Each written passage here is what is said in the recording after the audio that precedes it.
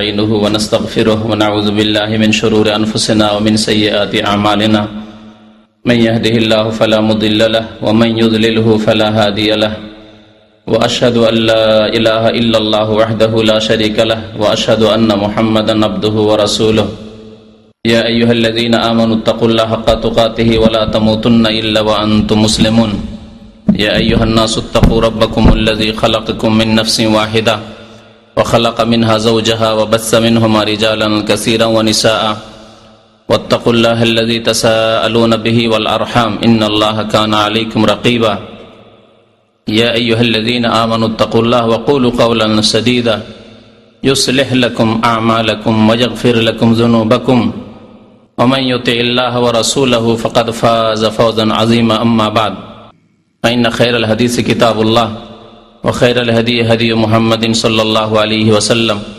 وشر الأمور محدثاتها وكل محدثة بدعة وكل بدعة ضلالة وكل ضلالة في النار أعوذ بالله من الشيطان الرجيم بسم الله الرحمن الرحيم وأتموا الحج والعمرة لله فإن أحصرتم فما استيسر من الهدي ولا تحلقوا رؤوسكم حتى يبلغ الهدي محله মহান আল্লাহর সমস্ত প্রশংসা যে আল্লাহ পাক রব্বুল আলামিন আমাদেরকে সৃষ্টি করেছেন মানুষ রূপে, আমাদেরকে বিবেক বুদ্ধি দিয়েছেন, ভালো মন্দের পার্থক্যের জ্ঞান আল্লাহ পাক আমাদেরকে দিয়েছেন। সে আল্লাহর সমস্ত প্রশংসা যিনি আমাদের বিবেককে সঠিক পথে সুষ্ঠুভাবে পরিচালিত করার জন্য আল্লাহ পাক রব্বুল আলামিন কোরআন এবং হাদিস নাযিল করেছেন, আম্বিয়া এবং রাসূল প্রেরণ করেছেন। দরুদ ও সালাম নাযিল হোক নবী মুহাম্মদ রাসূলুল্লাহ সাল্লাল্লাহু আলাইহি ওয়াসাল্লামের প্রতি, যিনি আল্লাহর পক্ষ থেকে তার সত্য দ্বীন, সঠিক জীবন বিধান মানব জাতি পর্যন্ত সুন্দররূপে পৌঁছে দিয়েছেন। আল্লাহুম্মা সাল্লি আলাইহি আল্লাহুম্মা বারিক আলাইহি। আজকে জিলকাদা মাসের 24 তারিখ 1428 হিজরি, সামনে আর মাত্র কয়েকদিন পরেই এখানকার মানুষেরা হজ পালনের উদ্দেশ্যে রওনা হবেন। সারা বিশ্বের বিভিন্ন দেশ থেকে অসংখ্য হাজি সাহেবগণ মক্কাতুল মুকাররমার উদ্দেশ্যে, আল্লাহর ঘর বাইতুল্লাহর উদ্দেশ্যে হাজির হয়ে গেছেন। এই পবিত্র মৌসুম, যে মৌসুমের মাসগুলি হচ্ছে সম্মানিত মাস, হারাম মাস বা সম্মানিত মাস, আল্লাহ পাক রব্বুল আলামিন এগুলোকে আশহরে হরম বলে আখ্যায়িত করেছেন। বছরে 4টি মাস, মিনহা আরবাতুন হরম, আল্লাহ পাক ইরশাদ করেছেন যে 12টি মাস রয়েছে, তার মধ্যে 4টি মাস হচ্ছে সম্মানিত মাস। তার একটি হচ্ছে জিলকাদা, জিলহিজ্জা আর মুহররম, এই পরপর 3টি মাস। আর একটি মাস হচ্ছে রজব মাস।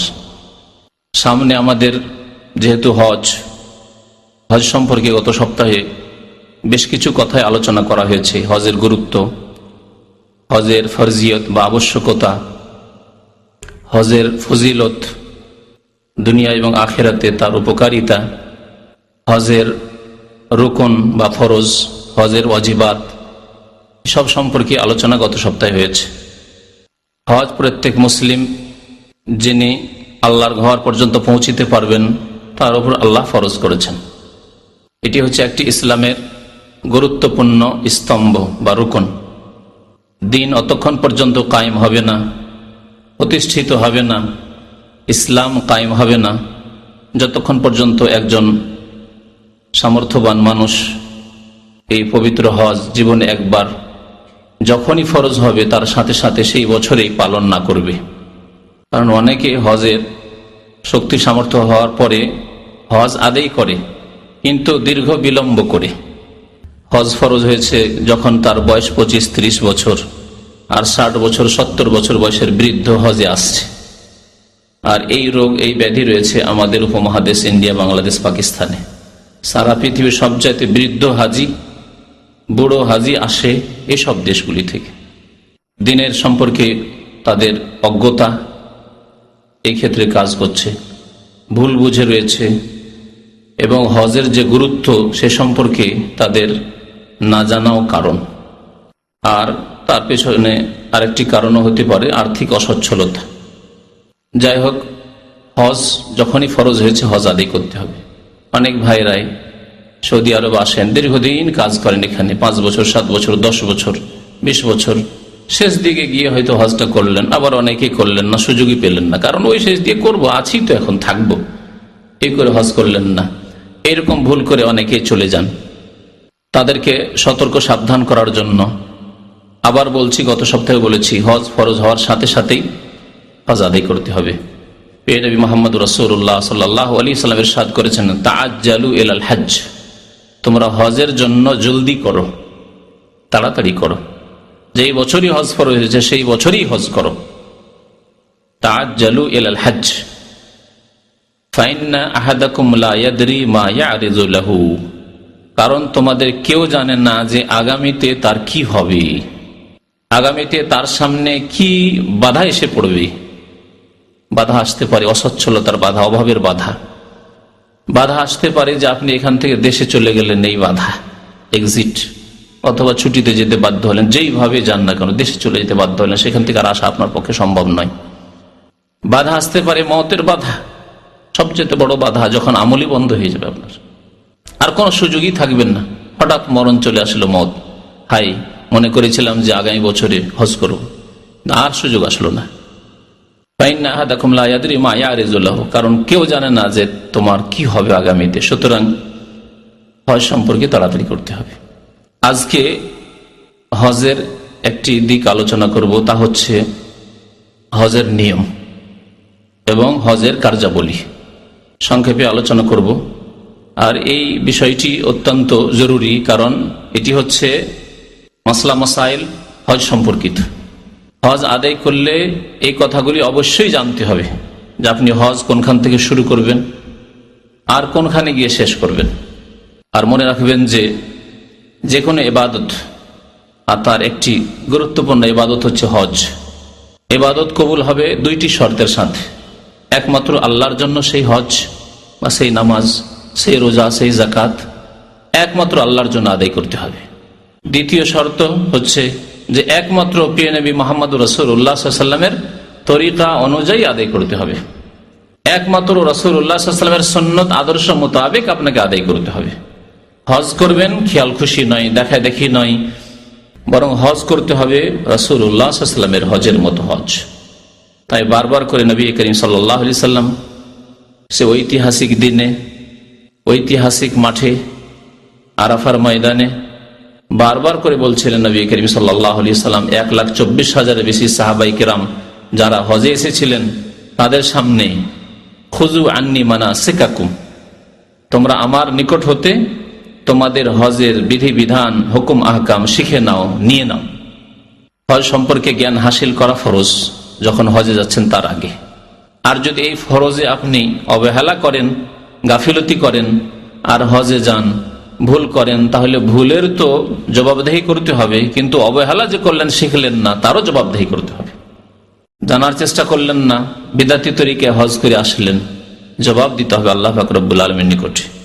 এবং হজ আপনার সেই মর্যাদা পাবে না যে হজকে নবী করিম সাল্লাল্লাহু আলাইহি ওয়াসাল্লাম বলেছেন, ওয়াল হজ্জুল মাবরুর লাইসা লাহু জাযাউন ইল্লাল জান্নাহ, যে হজ আল্লাহর দরবারে কবুল হয়ে যায়, যে হজ মাবরুর অর্থাৎ মকবুল হয়ে যায় আল্লাহর দরবারে, তার প্রতিদান একমাত্র জান্নাত আল্লাহ পাক দেবেন। সবচাইতে বড় নিয়ামত, এবং সমস্ত ঈমান আমলের উদ্দেশ্য হচ্ছে ওই জান্নাতের ঘর পর্যন্ত পৌঁছা। যে কোনো কাজ করছেন আপনি, দ্বীনের কাজ, ইসলামের কাজ, আপনার উদ্দেশ্য দুনিয়া নয়, আপনার উদ্দেশ্য পৃথিবীর আর কিছু নয়, আপনার উদ্দেশ্য, সবচাইতে বড় উদ্দেশ্য হচ্ছে জান্নাহ, জান্নাতে যাওয়া। আর হজ যদি নবী করিম সাল্লাল্লাহু আলাইহি ওয়াসাল্লাম আদর্শ মোতাবেক হয় তাহলে হজে মাবরুর হবে। হজ যদি আল্লাহর সন্তুষ্টির জন্য হয় এবং নবীর তরিকায় হয় তাহলেই কবুল হবে, তাহলে জান্নাত, তার পুরস্কার পাওয়া যাবে। হজ সম্পর্কে, হজের নিয়ম বা তরিকা সম্পর্কে বা হজের কার্যাবলী সম্পর্কে আলোচনা শুরু করার আগে হজের প্রকরণগুলি বলে দিই। হাদিসে রয়েছে, কোরআনে কারিমে ইঙ্গিত রয়েছে, বাকি হাদিসে বিস্তারিত রয়েছে যে হজ 3 প্রকার। হজ হচ্ছে 3 প্রকার। যে কোনো হজ আপনি যখন নিয়ত করে শুরু করে দেবেন, তখন সেটি কন্টিনিউ করা, সেটি আদায় করা ফরজ।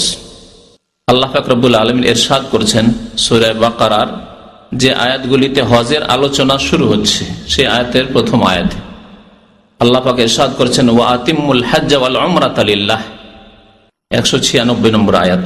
ওয়া আতিম্মুল হজ্জ ওয়াল উমরাতা লিল্লাহ, হে মুসলিম তোমরা হজ এবং উমরাহ আল্লাহর জন্য সম্পূর্ণ করো, সম্পূর্ণ করো।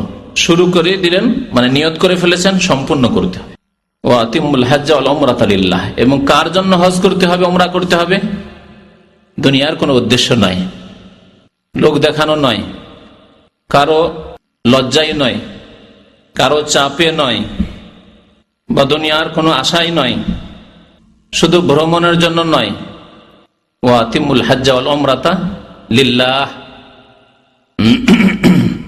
আল্লাহর জন্য হজ এবং উমরা আদায় করো, আল্লাহর জন্য আদায় করতে হবে, আল্লাহর সন্তুষ্টির আশা রাখতে হবে, আল্লাহর কাছে হজের পুরস্কার পাবো, আল্লাহ খুশি হবেন আমার উপর, এবং আল্লাহ পাক ফরজ করেছেন সেই ফরজ আমার দ্বারা আদায় হবে। এ হচ্ছে আল্লাহর জন্য হজ আদায় করা, উমরা আদায় করা। আল্লাহ পাক তারপরে বলছেন ফাইন উহসিরতুম ফামাস্তাইসারা মিনাল হাদি, যদি বাধা প্রাপ্ত হয়ে যাও, তখন আল্লাহ পাক রব্বুল আলামিন অন্যান্য আহকাম গুলি বর্ণনা করেছেন। গেলেন উদ্দেশ্য নিয়ে যে হজ পুরা করব, বাধা প্রাপ্ত হয়ে গেলেন, যেখানে বাধা প্রাপ্ত হবেন সেখানে আল্লাহ বলছেন যে কুরবানি করে ফেলো। হজের নিয়ত করে ফেলেছ, হজের মধ্যে প্রবেশ করেছ, যদি বাধা পেয়ে যাও তাহলে হজ অসম্পূর্ণ থেকে গেল, পুরা করতে পারলে না, সেই জন্য এখন দম দিতে হবে, কুরবানি করতে হবে ওখানে। এই জন্য নবী করিম সাল্লাল্লাহু আলাইহি ওয়াসাল্লাম বলেছেন, যাদের এইরকম আশঙ্কা থাকবে যে আমি পৌঁছিতে পারবো কি পারবো না ঠিক নেই, যে কোনো কারণে, হয় অসুস্থতার কারণে, অসুস্থ অবস্থা হতে পারে, রাস্তায় গিয়ে অসুখ বেড়ে গেলে যেতে পারবো না, হয়তো হজ পুরা করতে পারবো না, অথবা আইনগত সমস্যা, আজকালকার জামানায়, তখনকার জামানায় না এই সমস্যা ছিল না, আইনগত সমস্যা, যা আমি পারমিশন বের করতে পারলাম না, বা আমি হজ করেছি গতবার বা তার আগে হজ করেছি, আর অনুমতি পাবো না, আর মা বাবা আসছে আমাকে যেতেই হবে, হজের নিয়ত তো করে ফেললাম, সম্ভাবনা আছে যে আপনাকে বাধা দিয়ে দেওয়া হবে, তখন কি করবেন? আল্লাহ বলছেন ফাইন উহসিরতুম, বাধা প্রাপ্ত যদি হয়ে যাও, ফামাস্তাইসারা মিনাল হাদি, তাহলে কোরবানি জবাই করতে হবে তোমাকে। আল্লাহ পাক এতটুকু বলেছেন। নবী করিম সাল্লাল্লাহু আলাইহি ওয়াসাল্লাম কি বলেছেন? যদি তুমি এমনি চলে যাও এইভাবে, তাহলে তোমাকে কুরবানি দিতে হবে এবং আগামীতে আবার হজ করতে হবে, যদি ফরজ হজ হয়। যদি ফরজ হজ হয় আর ফরজ হজে বাধা পেয়ে গেলেন, ফরজ হজ ছিল কিন্তু অনুমতি পারমিশন নেননি, চলে গেছে, তাসরিহ আপনার বের হয়নি, আর রাস্তায় বাধা পেয়ে গেলেন, তাহলে ফরজ হজ অবশ্যই আদায় করতে হবে, কিন্তু কুরবানি দিতে হবে এই বছরে, যে বছরে বাধা প্রাপ্ত হলেন। নবী করিম সাল্লাল্লাহু আলাইহি ওয়াসাল্লাম আরেকটি রাস্তা রেখেছেন, ভালো রাস্তা, যাতে কোরবানি দিতে হবে না, যদিও ফরজ হজ থাকলে আগামীতে আবার করতে হবে, কিন্তু কোরবানি দিতে হবে না আপনাকে এই বাধা পাওয়ার কারণে। তা হচ্ছে শর্ত লাগানো, যখন ইহরাম বাঁধবেন তখন আল্লাহর সাথে শর্ত লাগিয়ে দিবেন। নবী করিম সাল্লাল্লাহু আলাইহি ওয়াসাল্লাম জুবা বিনতে জুবাইর নবী করিম সাল্লাল্লাহু আলাইহি ওয়াসাল্লামের এক চাচার নাম ছিল, তার মেয়ে, অর্থাৎ নবী সাল্লাল্লাহু আলাইহি ওয়াসাল্লামের চাচাতো বোন জুবা বিনতে জুবাইর। নবী সাল্লাল্লাহু আলাইহি ওয়াসাল্লাম দেখলেন যে কি ব্যাপার, তুমি হজে যাবে? সে ইয়া রাসূলুল্লাহ, আমার তো হজে যাওয়ার ইচ্ছা আছে, কিন্তু ইন্নী মারিদা, আমি অসুস্থ, আর সাহস করতে পারি না যে আমি হজ করতে পারবো।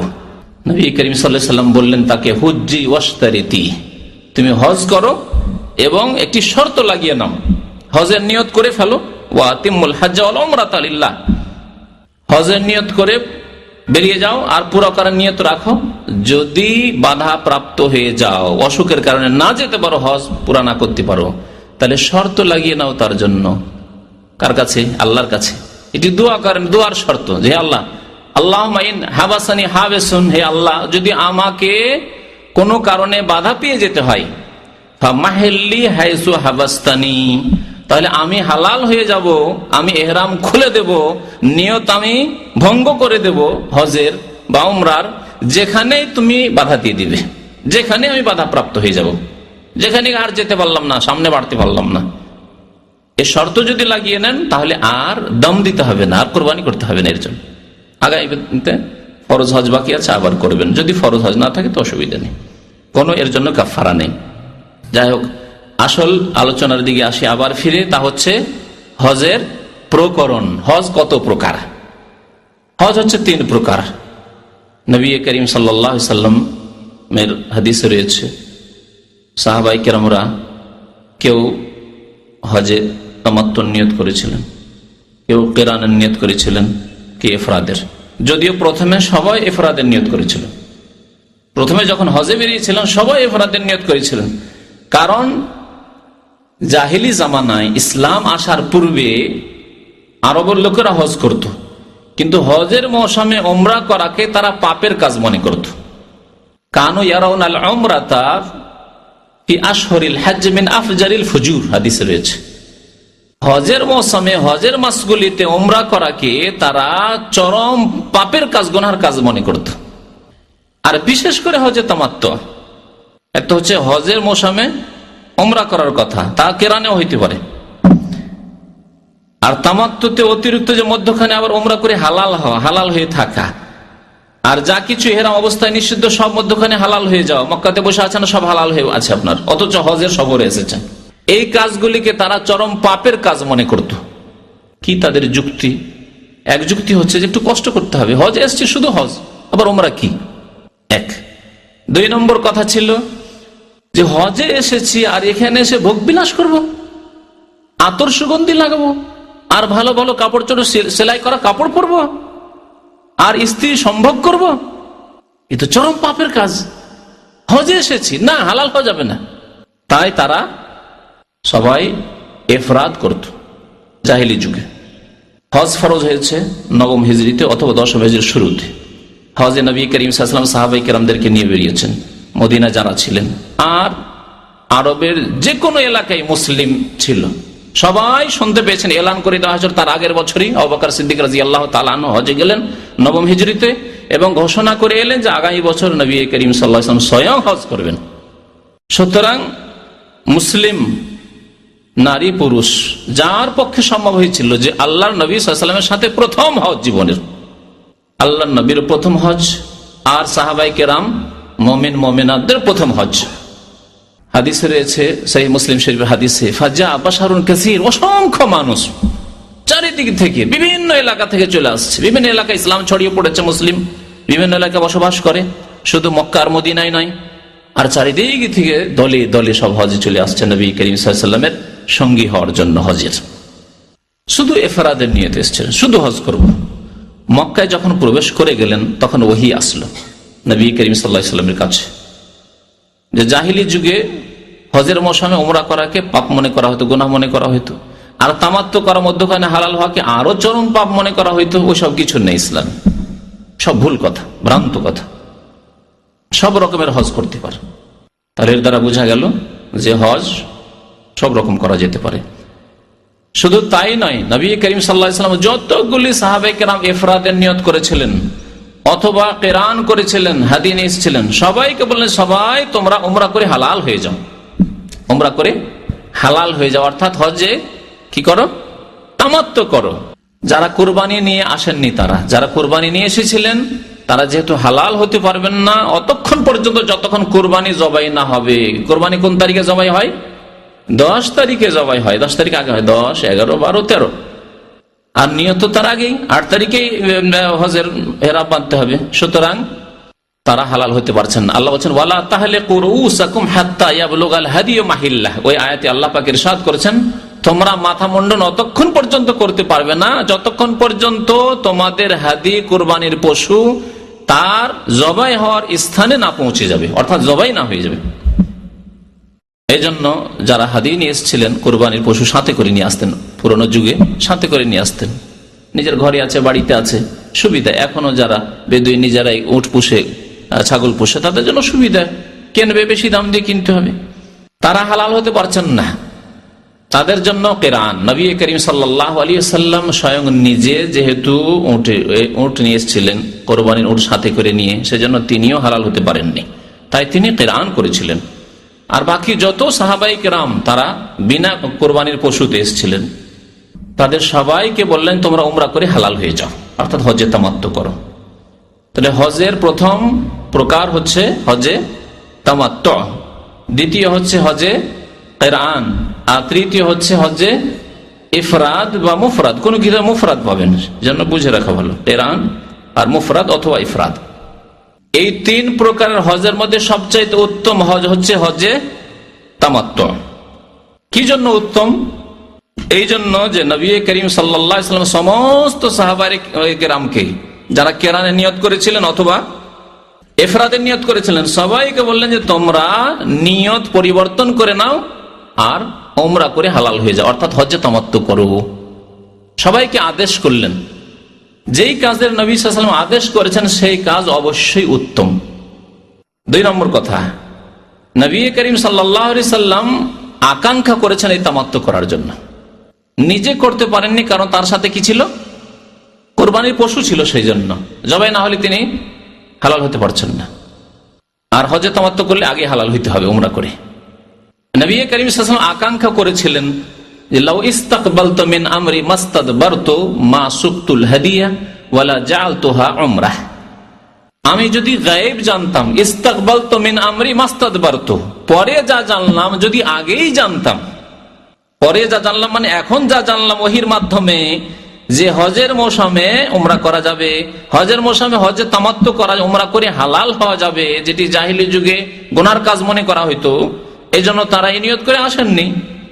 এইরকম কোন নতুন বিধানও জানাচ্ছে ইসলামের পক্ষ থেকে, সুতরাং ওটাকে বর্জন করে এসেছিলেন যে না, তামাত্তু হালাল হওয়া যাবে না।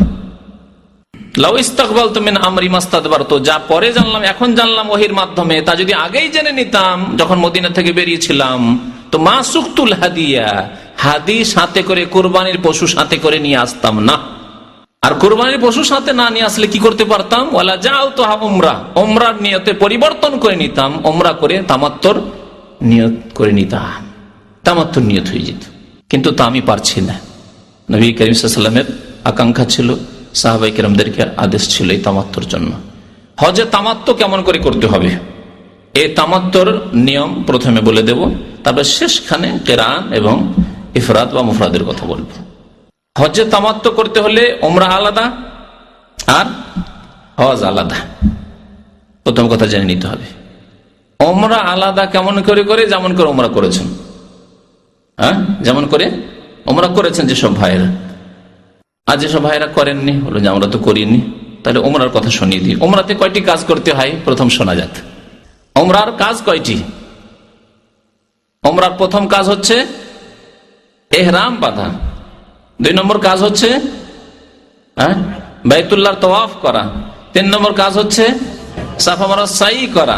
4 নম্বর কাজ হচ্ছে মাথা মুন্ডন করা বা মাথার চুল ছোট করা পুরো মাথা থেকে। 4টি কাজ, তার মধ্যে 3টি হচ্ছে রুকন, রুকন, আর মাথা মুন্ডন করা হচ্ছে ওয়াজিব, না সুন্নাত না, ওয়াজিব। মাথা মুন্ডন অথবা মাথার চুল ছোট করা, দুটোর একটা ওয়াজিব। আর মাথা মুন্ডন উত্তম, এই জন্য সুন্নাত মাথা মুন্ডন না করে চুল যদি ছোট করেন তাও চলবে, দুটোর মধ্যে একটি করলেই হবে। তবে এর আগেও বলা হয়েছে মাথা মুন্ডন করা কি উত্তম, কারণ নবী করিম সাল্লাল্লাহু আলাইহি সাল্লাম নিজে কি করেছেন? মাথা মুন্ডন করেছেন। প্রথম কথা, নবী সাল্লাল্লাহু আলাইহি ওয়াসাল্লাম বিদায় হজ করলেন, কি করেছিলেন? চুল ছোট করেছিলেন না মুন্ডন করেছিলেন? মাথা মুন্ডন করেছিলেন। যেটি উত্তম সেটি নবী করিম সাল্লাল্লাহু আলাইহি সাল্লাম করেছেন। আর নবী করিম সাল্লাল্লাহু আলাইহি ওয়াসাল্লাম 3 বার করে মাথা মুন্ডনকারীকে দোয়া দিয়েছেন, আল্লাহুম্মা আরহামিল মুহাল্লিকিন। জি, 3 নম্বর কারণ হচ্ছে কোরআনে কারীমে আল্লাহ পাক রব্বুল আলামিন মুন্ডনকারী আর চুল ছোটকারী 2 শ্রেণীর লোকের কথাই উল্লেখ করেছেন। প্রথমে কার কথা উল্লেখ করেছেন? মাথা মুন্ডনকারীদের কথা, মুহাল্লিকিন আর রউসাকুম ওয়া মুকাসসিরিন, প্রথমে মুহাল্লিকিনের কথা বলেছেন। তো উমরার এই আমলগুলি শুনে নেওয়ার পরে উমরা কেমন করে করতে হবে শুরু থেকে বলি, এখন একটু বিস্তারিত। বাইরের লোকদের জন্য বলছি, মক্কার লোকেরা যদি উমরা করে তাদের ক্ষেত্রে সুন্নাত, সহি সুন্নাত হচ্ছে যে তারা হারামের সীমানায় যাবে। হারামের যে সীমানা রয়েছে প্রত্যেক দিকে হারামের সীমানা। এক তো আজকালকার ভাষায় হারাম বলা হচ্ছে, যেটি হাদিসের ভাষা নাই। আজকালকার ভাষায় কাকে হারাম বলা হচ্ছে জানেন কি? আজকালকার ভাষায় মসজিদে হারামকে হারাম বলা হচ্ছে। লেখা থাকে না বোর্ডে, এলাল হারাম, হারামের দিকে, হ্যাঁ, টু হারাম, মানে মসজিদে হারাম, মসজিদে হারামের সিগন্যাল দিচ্ছে হারাম, আজকালকার ভাষা। কিন্তু কোরআন এবং হাদিসের ভাষায় হারাম মানে হুদুদে হারাম। বিভিন্ন দিকে দূর দূর পর্যন্ত এলাকা রয়েছে, যেসব এলাকায় বিভিন্ন কাজ হারাম, শিকার করা হারাম, শিকারী পশু বা পাখি শিকারী পশু পাখিকে তাড়ানো হারাম, গাছ কাটা হারাম, হ্যাঁ, তারপরে কুড়িয়ে পাওয়া জিনিস নিয়ে নেওয়া হারাম, চিরকালের জন্য ঘোষণা করতে হবে, এই শর্তে আপনি উঠাইতে পারেন, ইত্যাদি ইত্যাদি। আল্লাহ পাক রব্বুল আলামিন এই জমিনকে হুদুদে হারাম, হারামের এলাকাকে সম্মানিত করেছে। এ হচ্ছে হারাম। সবচাইতে নিকটবর্তী হচ্ছে তানঈম, যেখানে মসজিদে আয়েশা রয়েছে রাদিয়াল্লাহু তাআলা আনহা।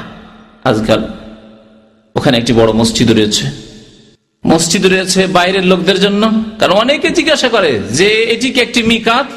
না, এটি মিকাত নয়। মক্কার লোকেরা হারামের সীমানা যাবে আর হালাল এলাকা থেকে লাব্বাইক বলে, লাব্বাইক ওমরা বলে ওমরার নিয়ত করে আসবে। আর সবচেয়ে নিকটবর্তী হচ্ছে এই 3-4 কিলোমিটার দূরে তানঈম নামক এলাকা, সেখান থেকে সাধারণত তারা ইহরাম বেঁধে থাকে তাদের জন্য। তারা সেখানে না গিয়ে যদি অন্য কোনো এলাকা 10 কিলোমিটার 20 কিলোমিটার দূরে যেখানে হুদুদ হারামের বর্ডার আছে সেখান থেকেও আসে, কোনো অসুবিধা নেই। ওমরার ক্ষেত্রে, হজের ক্ষেত্রে হজ শুরু করবে নিজের বাড়ি থেকে। মক্কার লোকেরা হজ শুরু করবে, হজের নিয়ত করবে নিজের বাড়ি থেকে, বাড়িতে গোসল করে, বাড়িতে সুগন্ধি লাগিয়ে, ইহরামের কাপড় পরে লাব্বাইক হাজ্জান বলে মিনার দিকে রওনা হবে। আমরা আলোচনা করি বাইরের মানুষদের জন্য, যারা মিকাতের বাইরে রয়েছে। মক্কাতুল মুকাররমার চারিদিকে 5টি মিকাত রয়েছে। আমরা পূর্ব দিক থেকে যারা যাই তায়েফের রাস্তা হয়ে, তাদের মিকাত হচ্ছে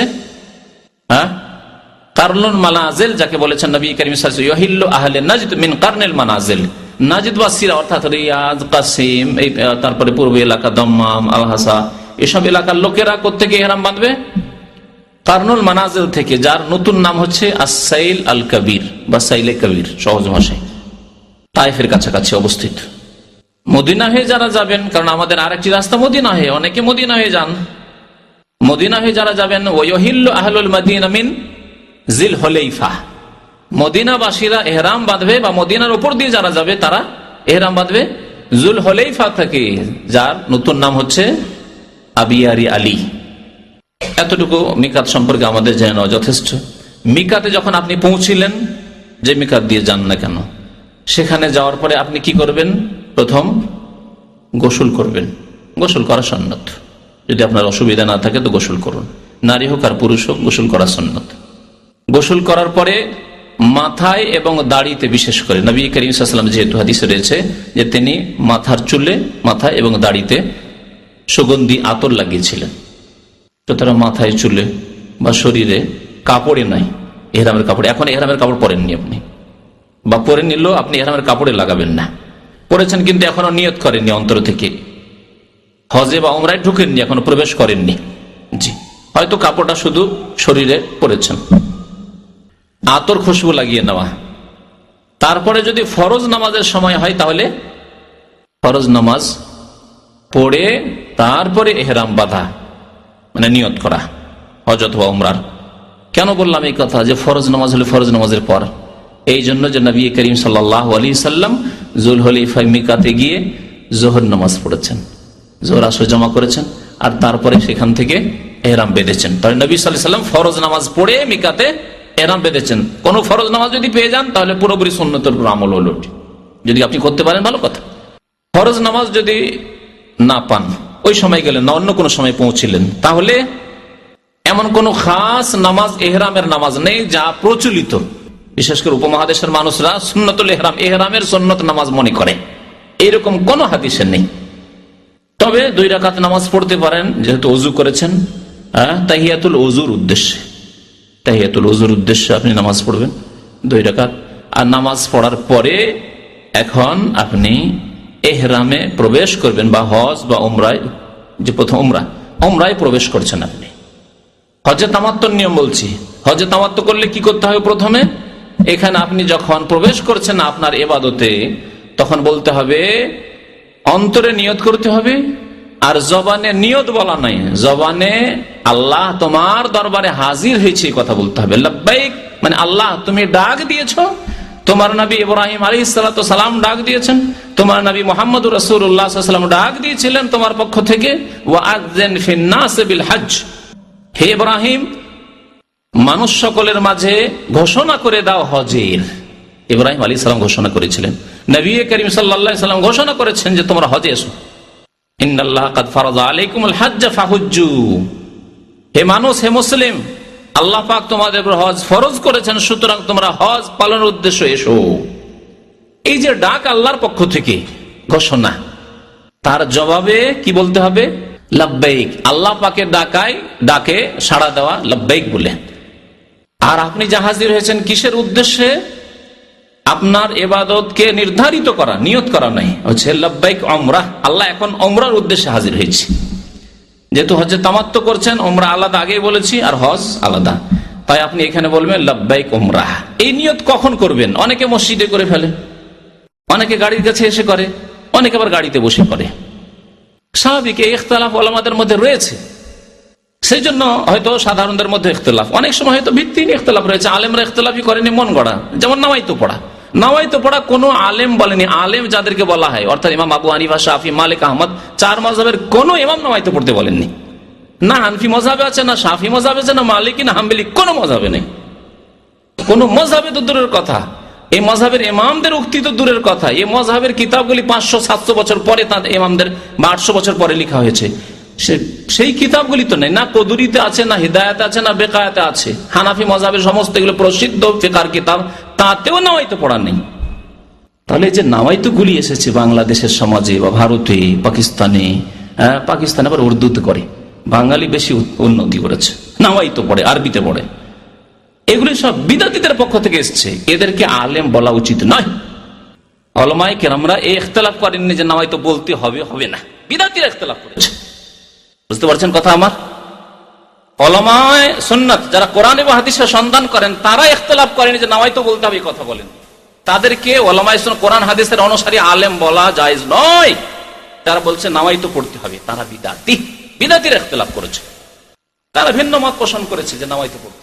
যদি সামান্যতম থাকতো আলেমদের মধ্যে ইখতিলাফ, তাহলে হানাফি মযহাবে থাকতো, হেদায়েতে থাকতো, বেকায়েতে থাকতো, আপনার সারা বেকায়েতে থাকতো, আপনার কদুরিতে থাকতো, কানজুদ দাকাইকে থাকতো, হতো আলমগিরিতে থাকতো, নেই কোথাও নেই। ফতোয়া স্বামীতে থাকতো, এসব তো পড়েন আপনারা। ওই অনেকে মাসিক মদিনা পড়েন, বিদাতি পত্রিকা, এই রেফারেন্স থাকে, তাতেও নেই। তা আছে এই নতুন নতুন বিদাতিদের, 25-50 বছর 100 বছরের বিদাতি হুজুরদের কথাবার্তা এগুলি। আলেমদের ইখতিলাফ নাই, না নামাজের ক্ষেত্রে, না উজুর ক্ষেত্রে, না গোসলের ক্ষেত্রে, না রোজা, না হজ, না জাকাত, কোনো ক্ষেত্রে নামাইতো পড়া নেই। সুতরাং যেসব চটি কিতাবগুলি আপনারা ওই কেনেন ফুটপাতে বা মিকাতে, এখানেও মিকাতে ওই বিক্রি করে কিতাবগুলি, আর ওই কিতাব কেনেন, তাতে ওই আল্লাহুম্মা ইন্নী নাওয়াইতুল উমরা তা হয়তো পাবেন। বিশেষ করে ইন্ডিয়া, বাংলাদেশ, পাকিস্তানে যদি কিতাব হয় তাহলে তো অবশ্যই পাবেন তাতে এই বিদাতি কথাবার্তা। আল্লাহুম্মা ইন্নী নাওয়াইতুল উমরাতা, আল্লাহ আমি উমরার নিয়ত করছি, ফায়াসসির হালি, তা আমার জন্য সহজ করে দাও, ওয়া তাকাব্বালহা মিন্নি, আমার পক্ষ থেকে কবুল করো। সব বিদাত, এগুলো নেই ইসলামে। সুতরাং বিদাত দিয়ে যদি শুরু করেন, মান আমিলা আমালান, যে ব্যক্তি এমন কোন আমল করলো, লাইসা আলাইহি আমরুনা, যা আমার আদর্শ মোতাবেক না, সুন্নাত মোতাবেক নয়, নবী করিম সাল্লাল্লাহু আলাইহি ওয়াসাল্লাম, সাহাবায়ে কেরামরা কেউ আল্লাহুম্মা ইন্নী নাওয়াইতুল উমরা পড়েননি, ফাহুয়া রাদ্দুন, তা প্রত্যাখ্যাত, আল্লাহ কবুল করবেন না আপনার হজ উমরা। ভালো করে শুনে রাখুন, ফাহুয়া রাদ্দুন, এটি মানুষের কথা নয়, নবীর কথা। মুহাম্মদুর রাসূলুল্লাহ সাল্লাল্লাহু আলাইহি ওয়াসাল্লাম বলেছেন ফাহুয়া রাদ্দুন, তা মারদুদ হয়ে যাবে, রিজেক্টেড হয়ে যাবে, কবুল হবে না। নিয়ত করবেন কোনখান থেকে? এই ক্ষেত্রে সহি শুনে রাখুন, মসজিদ থেকে নয়, আর বাসের কাছে নিচে দাঁড়িয়ে আছেন সেখান থেকে নয়, আর গোসলখানা থেকে উজু করে সেখান থেকে নয়, সালাম ফেরার পর নামাজ পড়ে মসজিদে তারপরে নিয়ত করে ফেললেন, তাও নয়। বরং নবী করিম সাল্লাল্লাহু আলাইহি ওয়াসাল্লাম সূক্ষ্ম কথা হচ্ছে যে নিয়ত করেছেন যখন সাওয়ারির পিঠে বসে গেছেন এবং সাওয়ারি যখন হরকতে চলতে লেগেছে, তখন তিনি নিয়ত করেছেন, বলেছেন লাব্বাইক উমরা, তখন নিয়ত করেছেন। ওয়াস্তাকাল্লাত বিহি নাকাতুহু, তার উষ্ট্রি যখন তাকে নিয়ে চলতে শুরু করলো, তখন তিনি নিয়ত করলেন, তখন নিয়ত করবেন। 1 ঘন্টা 2 ঘন্টা হজের মশাই 4 ঘন্টা বাস সেখানে থেমে রয়েছে, আর আপনি মসজিদে 4 ঘন্টা আগে নিয়ত করে রয়েছেন, তাই নবী সাল্লাল্লাহু আলাইহি ওয়াসাল্লামের নিয়তের আগে আপনি নিয়ত করে ফেললেন। সূক্ষ্ম কথাগুলি মনে রাখবেন, কারণ এই ক্ষেত্রে যে যেখানে পারছে নিয়ত করে বসে আছে। সূক্ষ্মভাবে যদি হজ করতে চান, উমরা করতে চান, তখন যখন সওয়ারি আপনার গাড়ি স্টার্ট দিল, ড্রাইভার গাড়ি চলতে শুরু করলো, তখন বলেন লাব্বাইক উমরা, আল্লাহ হাজির হয়েছি তোমার দরবারে উমরার উদ্দেশ্যে। নিয়তের কথা নেই এখানে, আছে কি নাওয়াইতুল উমরা? নেই। সুতরাং এই কথাটি নিয়ত নয়, অন্তরে নিয়ত এবং আল্লাহর দরবারে হাজিরির ঘোষণা করা যে আল্লাহ তোমার দরবারে হাজির হয়ে গেছে। আমি গায়ের হাজির নয়, উপস্থিত হয়েছি। তারপরে বেশি বেশি তালবিয়া পড়তে থাকতে হবে, লব্বাইক আল্লাহুম্মা লব্বাইক, লব্বাইক লা শারীকা লাকা লব্বাইক, ইন্নাল হামদা ওয়ান নি'মাতা লাকা ওয়াল মুলক লা শারীকা লাক। এই তালবিয়া খুব বেশি বেশি পড়তে থাকতে হবে। লব্বাইক আল্লাহুম্মা লব্বাইক, হাজির হয়েছি, আল্লাহ হাজির হয়েছি, তোমার ডাকে সাড়া দিয়েছি, তোমার নবীর ডাকে সাড়া দিয়েছি। লব্বাইক লা শারীকা লাকা লব্বাইক, আল্লাহ তোমার দরবারে হাজির হয়েছি, আল্লাহ তোমার কোনো শরীক নেই, অংশীদার নেই। লা শারীকা লাকা লব্বাইক, ইন্নাল হামদা, নিশ্চয় সমস্ত প্রশংসা, অন্যায়মাতা, সমস্ত নিয়ামত, অনুগ্রহ, দান, ইন্নাল হামদা অন্যায়মাতা ওয়াল মুলকা, এবং সবকিছুর মালিকানা, সার্বভৌমত্ব তোমার, সবকিছুর মালিক তুমি। লা শারীকা লাক, তোমার কোনো অংশীদার নেই, তোমার কোনো অংশীদার নেই। আর মক্কার মুশরিকরা কি বলতো? ইল্লা শারীকান তামলিকু ওয়া মা মালাক, তারা বলতো আল্লাহ যারাও শরীক আছে, এই লাত উজ্জা মানাতে শরীক আছে, কিন্তু তাদের বড় মালিক তুমি, এরা মাত্র ওসিলা, মাধ্যম। জি, আজকাল কবর মাজার পন্থী যারা, পীরপন্থী, তারা এইরকমই ধারণা রাখে যে পীর ওলি আউলিয়া আর এই কবর মাজার গুলি, এগুলি হচ্ছে ওসিলা, মাধ্যম আল্লাহ পর্যন্ত পৌঁছার। তাহলে এদের অন্তরে যে তালবিয়া আছে সেটি হচ্ছে মক্কার মুশরিকদের মতো শিরকি তালবিয়া। এরাও সরাসরি আল্লাহকে পাওয়ার ধারণা রাখে না মুশরিকদের মতো, মক্কার আবু জাহাল আবু লাহাবদের মতো। এরা মনে করে যে মাধ্যম ধরতে হবে, উলিয়া উলিয়া ধরতে হবে, পীর দরবেশ ধরতে হবে, মাজার ধরতে হবে, না হলে আল্লাহকে পাওয়া যাবে না। তালিবাতে দেখলেন কি ঘোষণা? লা শারীকা লাক, আল্লাহ তোমার কোনো কিছুতে কেউ শরীক নেই, অংশীদার নেই। এই তালবিয়া খুব বেশি বেশি পড়বেন। মক্কা পৌঁছিবেন, তালবিয়া কোথায় বন্ধ করবেন? জি, যখন আপনি কাবাকে দেখে নিয়েছেন, তাওয়াফ এখন শুরু করতে যাচ্ছেন, তখন আপনি তালবিয়া বন্ধ করে দিবেন। তালবিয়া পড়া তখন, তালবিয়া মানে এই যে লব্বাইক পড়া, যে লব্বাইকের যে দুয়াটি রয়েছে, জিকির রয়েছে, এটি বন্ধ করে দাও। তখন এহরামের ক্ষেত্রে আর একটি বলি যে এহরাম হচ্ছে নিয়তে হজ অথবা উমরার যে নিয়ত করলেন, এর নাম হচ্ছে এহরাম। কিন্তু আমরা সাধারণ মানুষ ভাবি যে এহরাম মানে বিশেষ পোশাক। মহিলাদের ক্ষেত্রে কোনো খাস পোশাক নেই এহরামের। যে কোনো পোশাকে, যে কোনো রঙের পোশাকে মহিলারা এহরাম বাঁধতে পারে। অপর পুরুষ যখন থাকবে তখন তারা চেহারা ঢাকবে, আর যদি অপর পুরুষ না থাকে তাহলে তারা চেহারা খোলা রাখবে। তাদের এহরাম চেহারাতে রয়েছে, কিন্তু অপর পুরুষদের সামনে কখনো তারা চেহারা খুলবে না। চেহারা ঢাকার ক্ষেত্রে তারা নেকাব, এই পটি বাঁধবে না। আজকাল যে পটি বাঁধার নেকাব উঠেছে, যাতে চোখের দুটি ফাটল রয়েছে, এটা মহিলাদের জন্য জায়েজ নয় এহরামের অবস্থায়। তাহলে এটা সরিয়ে দিয়ে কি করবে?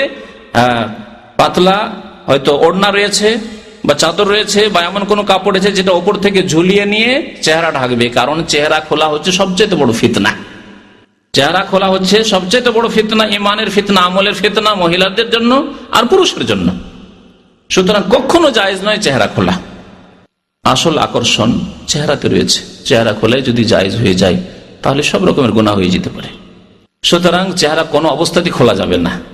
তবে যেমনটা বললাম যে যখন কোনো মানুষ নেই তখন খুলবে, আর বাকি ওপর থেকে পাতলা ওড়না দিয়ে ঢেকে নেবে। পুরুষরা সেলাইবিহীন কাপড় পরবে, যা জানাই রয়েছে। নবী করিম সাল্লাল্লাহু আলাইহি ওয়াসাল্লাম একটি এজার অর্থাৎ লুঙ্গি, নিচের দিকে কাপড় খোলা, আর আরেকটি হচ্ছে রেদা চাদর, এই দুইটি কাপড়। আর সাদা হচ্ছে উত্তম, মুস্তাহাব। নবী করিম সাল্লাল্লাহু আলাইহি ওয়াসাল্লাম সাদা কাপড় পরতে উৎসাহিত করেছেন, বিশেষ করে ইহরামের ক্ষেত্রে সাদা কাপড় পরবেন। জুতো না ব্যবহার করে স্যান্ডেল ব্যবহার করবেন ইহরামের অবস্থায়, এটি হচ্ছে সুন্নাত, মুস্তাহাব, ভালো। কারণ নবী করিম সাল্লাল্লাহু আলাইহি ওয়াসাল্লাম স্যান্ডেলে নাল, দুই নালে অর্থাৎ স্যান্ডেলে ইহরাম বেঁধেছেন। আল্লাহর ঘর যখন বাইতুল্লাহ পর্যন্ত পৌঁছে গেলেন, উজু না থাকলে উজু করে নেন, কারণ বিনা উজুতে তাওয়াফ হবে না। তাওয়াফের জন্য উজু শর্ত, যেমন নামাজের জন্য উজু শর্ত, সহি হচ্ছে তাওয়াফের জন্য উজু শর্ত, বাইতুল্লাহর তাওয়াফের জন্য উজু করে নেন। এই ক্ষেত্রে আরেকটি মুস্তাহাব কাজ, ভালো কাজ শুনে রাখুন, যদি সম্ভব হয় গোসল করা তাহলে গোসল করে নেওয়া ভালো। কারণ নবী করিম সাল্লাল্লাহু আলাইহি ওয়াসাল্লাম মক্কায় প্রবেশ করার পরে গোসল করেছেন। মক্কায় ঢুকে যদি গোসল করা সম্ভব হয়, হোটেল থাকে, ব্যবস্থা থাকে, তো গোসল করে নিয়ে তারপরে বাইতুল্লাহ প্রবেশ করা। এই ক্ষেত্রে নবী করিম সাল্লাল্লাহু আলাইহি সাল্লাম যে বর্তমান বাবুস সালাম, আসসালাম গেটটি রয়েছে, এই দিক দিয়ে প্রবেশ করেছেন। সুতরাং এই দিক দিয়ে যদি সম্ভব হয় তাহলে ঢুকবে। আর আজকাল যেহেতু ভিড়ের সময়, সুতরাং যে দিক দিয়ে আপনার সুবিধা হয় সেই দিক দিয়ে আপনি কাবা ঘরে, আল্লাহর ঘরে, বাইতুল্লাহ প্রবেশ করবেন বা মসজিদ হারাম প্রবেশ করবেন। তারপরে আপনি উমরা করবেন, যেমন উমরা করে। এখন কাজ কি আপনার বাকি? তাওয়াফ করা, যা হচ্ছে উমরার রুকন। তাওয়াফ যখন করবেন, শুরু করবেন কোনখান থেকে? হাজরে আসওয়াদের সামনে থেকে।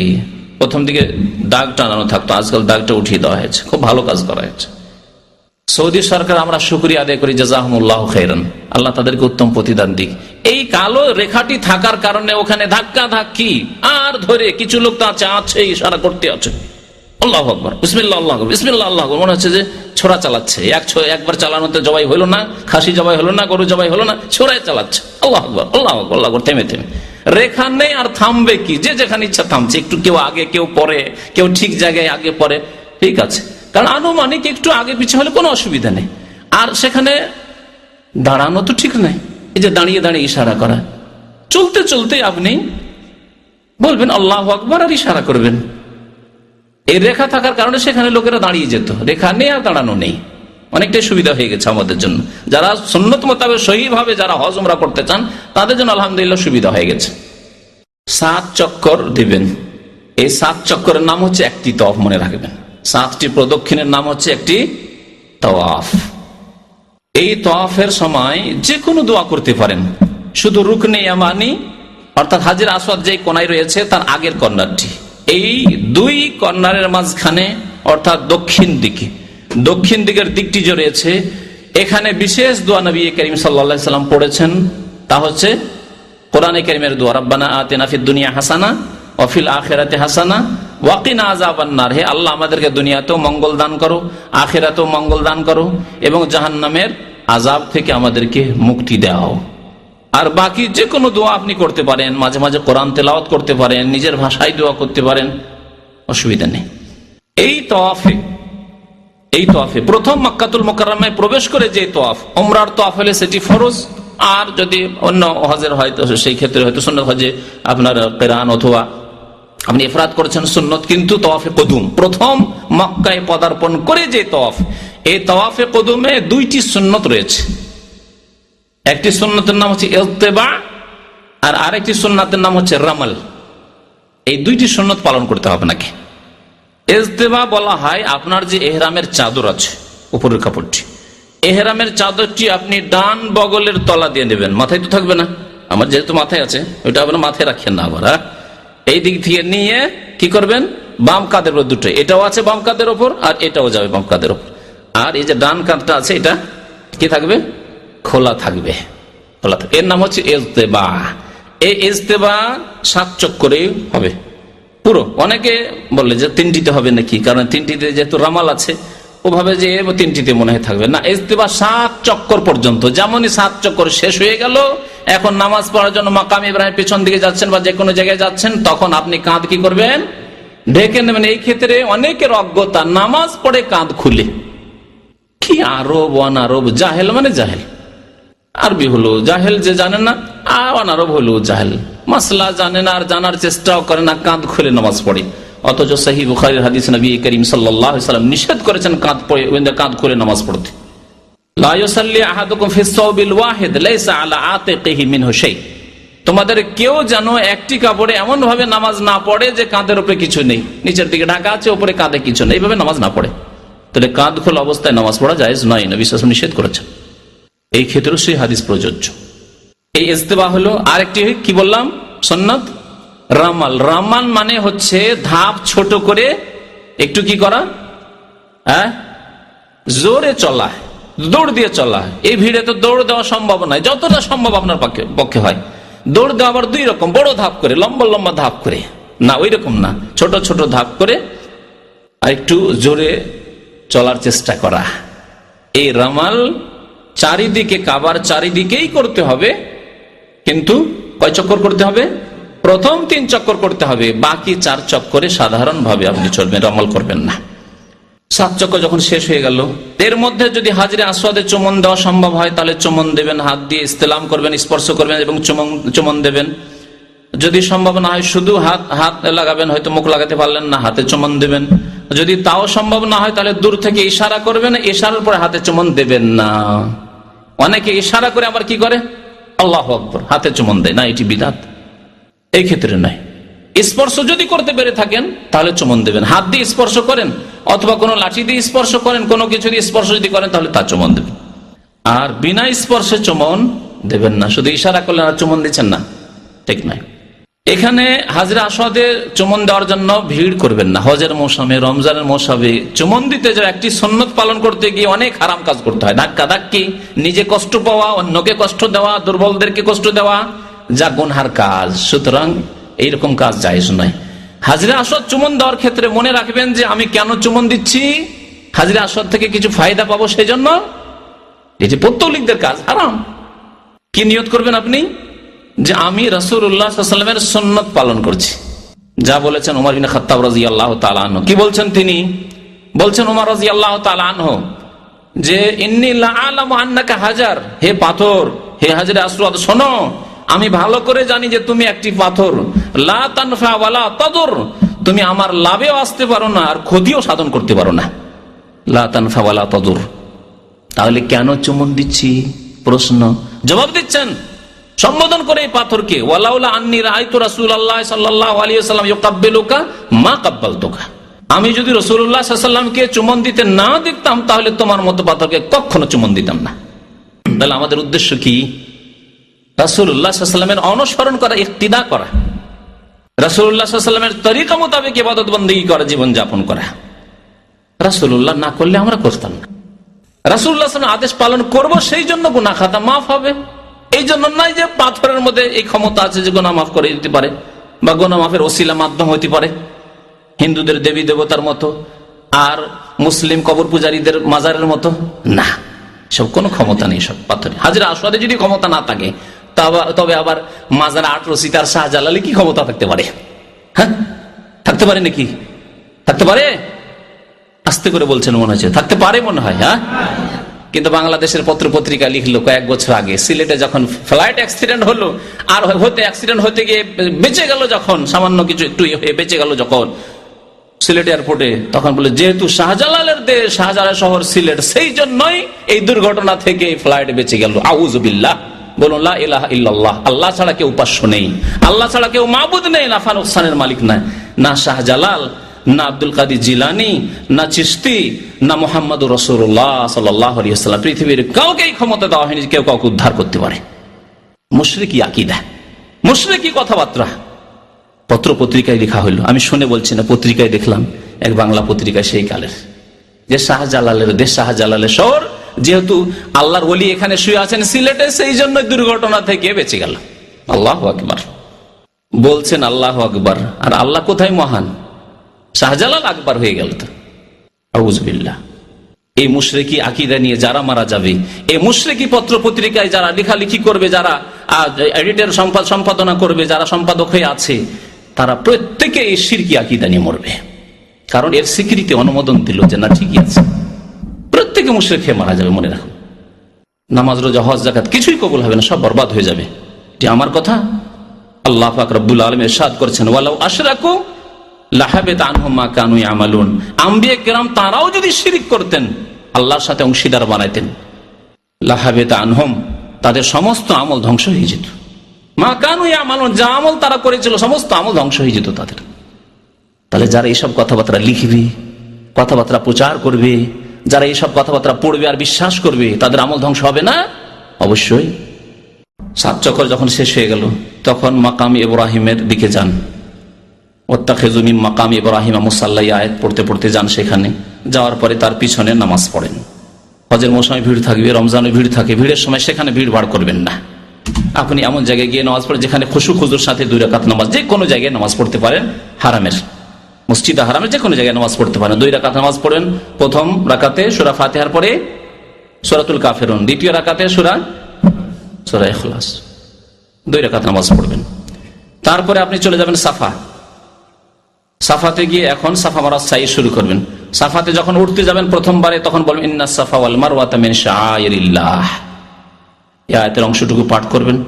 তারপরে সাফার উপরে উঠে কিবলামুখী হবেন।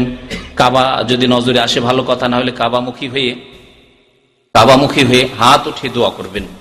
নিজের জন্য দোয়া করবেন, আর এর সাথে সাথে কালেমা তাওহীদের দোয়া 3 বার করে পড়বেন, যা নবী করিম সাল্লাল্লাহু আলাইহি সাল্লাম পড়েছেন। লা ইলাহা ইল্লাল্লাহু ওয়াহদাহু লা শারীকা লাহু লাহুল মুলকু ওয়া লাহুল হামদু ওয়া হুয়া আলা কুল্লি শাইইন কাদির। আবার নিজের জন্য দোয়া করবেন, নিজের বাবা মা আত্মীয় স্বজন দুনিয়ার যা চান আখিরাত চান আপনি দোয়া করবেন। আবার বলবেন লা ইলাহা ইল্লাল্লাহু ওয়াহদাহু লা শারীকা লাহু লাহুল মুলকু ওয়া লাহুল হামদু ওয়া হুয়া আলা কুল্লি শাইইন কাদির। লা ইলাহা ইল্লাল্লাহু ওয়াহদাহু লা শারীকা লাহু লাহুল মুলকু ওয়া লাহুল হামদু ওয়া হুয়া আলা কুল্লি শাইইন কাদির। আর তার সাথে সাথে আরেকটি দোয়া নবী করিম সাল্লাল্লাহু আলাইহি ওয়াসাল্লাম পড়েছেন, তাও পড়বেন, লা ইলাহা ইল্লাল্লাহু ওয়াহদাহু আনজাযা ওয়া'দাহু ওয়া নাসারা 'আবদাহু ওয়া হাযামাল আহজাবা ওয়াহদাহু। এই দোয়া পড়বেন। আর বাকি যত দোয়া আপনার করার ইচ্ছা হয় আপনি দুনিয়া এবং আখিরাতের আপনার নিজের ভাষায় অথবা আরবি ভাষায়, যে ভাষা বুঝছেন, যেটা ভালো করে বুঝছেন, সেই দোয়াই করেন আল্লাহর কাছে। এখানে অনেকে উঠে হাত উঠাইতে হবে, এটাকে বুঝে হাত উঠায় মানে দোয়ার জন্য বুঝে না, মনে করে হাতের ইশারা করতে হবে। কি করে? কাবার দিকে মুখ করে এই করে, এর বিদআত করে। এরকম কাজ করবেন না, হাত উঠিয়ে দোয়া করবেন। সাফা মারওয়ার সাই যেমন করে সাফা থেকে মারওয়া যাবেন একটি চক্কর। এখানে 2 সবুজ বাতি রয়েছে মধ্যখানে, কিছু দূর যাওয়ার পরে সবুজ বাতি, 2 সবুজ বাতির মাঝে কি করতে হবে? দৌড় দিতে হবে। পুরুষদের জন্য এই দৌড়, যত দূর দৌড়াতে পারেন আপনি দৌড়াবেন আর 1 সবুজ বাতি পর্যন্ত। তারপরে আবার সাধারণভাবে হেঁটে আপনি মারওয়ায় পৌঁছবেন। মারওয়ায় যাওয়ার পর ওইভাবেই দোয়া করবেন যে দোয়াগুলি আপনি সাফার উপরে পড়লেন 3 বার করে, আর তারপর অন্যান্য আপনি দোয়া করেন কিবলামুখী হয়ে। আবার সাফা আসেন, এইভাবে আপনার 7 চক্কর শেষ হবে। কোথায় গিয়ে? মারওয়ায় গিয়ে 7 চক্কর শেষ হয়ে যাবে। যাওয়াতে 1 চক্কর হলো, আসা 1 চক্কর, এইভাবে মারওয়াতে গিয়ে শেষ হয়ে যাবে। তারপরে মাথা মুন্ডন করবেন। যদি হজের সময় বেশ কাছে চলে এসছে, 2-4 দিন আছে, তাহলে মাথা মুন্ডন না করে চুল ছোট করবেন, কারণ নবী করিম সাল্লাল্লাহু আলাইহি ওয়াসাল্লাম সাহাবায়ে কেরামদেরকে এই আদেশ দিয়েছেন চুল ছোট করার। হজে যখন এসেছিলেন তখন তাদেরকে চুল ছোট করার আদেশ দিয়েছিলেন। এখন চুল ছোট করে নাও, 2 দিন 3 দিন পরে আবার মাথা মুন্ডন করতে হবে, বড় ইবাদত হজের জন্য। এই আপনার ইহরাম খুলে দেবেন, আপনার উমরা শেষ হয়ে গেল। বসে থাকবেন 8 তারিখ পর্যন্ত। 8 তারিখে যেখানে বাসা সেখান থেকে এখন আপনার হজ শুরু হবে। যেখানে বাসা সেখান থেকেই হজ শুরু হবে। আপনার বাসা যদি মক্কাতে থাকে, হারামে আছেন, তো সেখান থেকে। যদি আপনাকে দামামের লোকদেরকে মেনায় নিয়ে গিয়ে তামুতে রাখে, যদি তামুতেই থাকেন 7 তারিখে নিয়ে যে সন্ধ্যায় রেখে দেয় অনেক সময়, তাহলে 7 তারিখে এহরাম বাঁধার দরকার নেই। অনেকে ধারণা করে যে এহরাম বাঁধতে হবে মক্কা থেকে, অথবা এহরাম বেঁধে আবার একটা তওয়াফ করে। দেশের হাজিরা, বিশেষ করে দেশের হাজিরা তাদের বিল্ডিং থেকে কি করবে? এহরাম বাঁধলো গোসল করে, আর এহরাম বেঁধে এসে আবার একটা তওয়াফ করবে। জানি না কোন তওয়াফ, এই বিদাতি তওয়াফ। এই তওয়াফ এখানে নেই। নফল যদি তওয়াফ করতে হয় তাহলে এটা তো অংশ, হজের অংশ মনে করে করা হচ্ছে, সুতরাং একে নফল বলা যাবে নাকি বিদআত বলা যাবে? এমনি নফল তওয়াফ যে কোনো সময় করেন, কোনো অসুবিধা নেই, কিন্তু এটিকে হজের অংশ মনে করা হচ্ছে। আপনার এখানে কোনো তওয়াফ নেই। যেখানে থাকবেন সেখান থেকে ইহরাম বাঁধবেন। এখানে ইহরাম বাঁধার ক্ষেত্রে গোসল করবেন, সুগন্ধি লাগাবেন শরীরে, মাথায়, চুলে, আর তারপরে দাড়িতে দিয়ে, তারপরে ইহরামের কাপড় পরে আপনি বলবেন লাব্বাইক হাজ্জান। 8 তারিখে জোহরের আগে আগেই আপনি এই নিয়ত করবেন। 8 তারিখে জোহরের নামাজের আগে আগে বলেন লাব্বাইক হাজ্জান। এখন আপনার হজ শুরু হল। এই 8 তারিখের নাম হচ্ছে ইয়ামুত তারউইয়া, তারউইয়ার দিন। এখানে আপনার 8 তারিখের কাজ হচ্ছে 5 ওয়াক্ত নামাজ পড়া মিনাতে, এবং এই রাত্রি যাপন করা। 8 তারিখের পরে 9 তারিখের রাত্রি যাপন করা, এটি হচ্ছে মেনার কাজ। এই 2টি কাজই হচ্ছে সুন্নত। জোহর, আসর, মাগরিব, ইশা, ফজর, এই 5 ওয়াক্ত নামাজ পড়া মেনায় সুন্নত, এবং রাত্রি যাপন করা এই রাত্রি যাপন করা হচ্ছে সুন্নত। এই নামাজগুলি কসর করিয়া আপনি মক্কায় বা মক্কাতে যদি ইমাম সাহেবের পিছনে পড়েন তাহলে তো পুরা নামাজই পড়তে হবে, কিন্তু যদি মুসাফিরের পিছনে পড়েন অথবা আপনি নিজে একাই পড়ছেন নামাজ কোনো সময়, তাহলে কসর পড়বেন।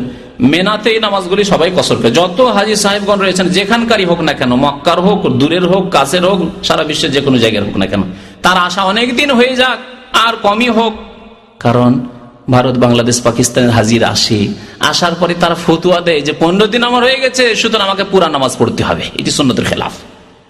রোগগুলি আপনাদেরকে শনাক্ত করিয়ে দিচ্ছি। 15 দিন হয়ে গেল আমার আশা মক্কায়, সুতরাং আমাকে পুরা নামাজ পড়তে হবে। মেনাতে পুরা নামাজ পড়ে, অথচ নবী করিম সাল্লাল্লাহু আলাইহি ওয়াসাল্লাম, সাহাবায়ে কেরামরা পুরা নামাজ কেউ পড়েননি। সবাই কসর করেছেন, যত হাজী সাহেব ছিলেন নবী সাল্লাল্লাহু আলাইহি ওয়াসাল্লামের সাথে। কসর করে নামাজ পড়তে হবে। জোহর, আসর, এশা, 5 ওয়াক্ত নামাজ পড়া হয়ে গেল, ফজর হয়ে গেল।